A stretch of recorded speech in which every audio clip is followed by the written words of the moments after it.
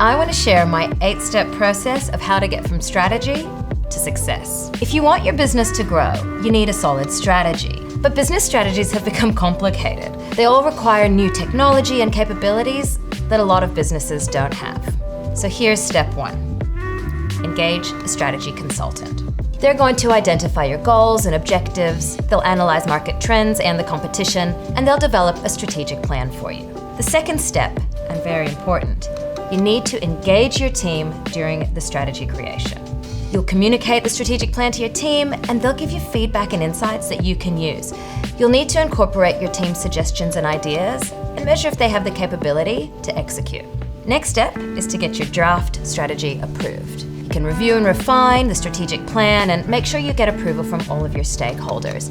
The key is that the strategic plan aligns with the organizational capabilities, and then you can make any decisions if external execution team is actually required at this stage.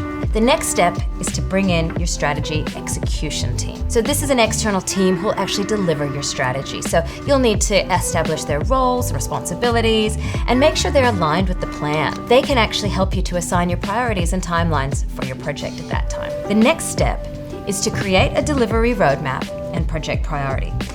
Your project execution team can do that for you. They'll help you to prioritize your project based on your strategic objectives and also allocate resources and the budgets accordingly.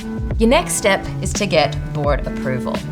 You're going to present your strategic plan to the board and the project roadmap and then obtain approval and support.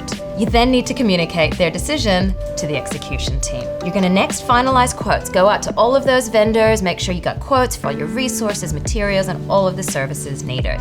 You'll have to do some negotiation at this time in order to finalize those contracts, and also ensure that your budget and resources are aligned with your strategic plan. Finally, we're going to execute. Execute on the clear timeline, plan, and roles. We're going to monitor progress. We're going to communicate updates to your team. The key is to ensure your execution plan is aligned with your strategic plan and your priorities throughout the whole delivery. So we've executed on our strategic plan, and we have great results. But what happens if some of the key steps aren't followed? I think that the most important step that you need to take during strategy execution is step number 2. If you don't engage your team, your strategy turns on you.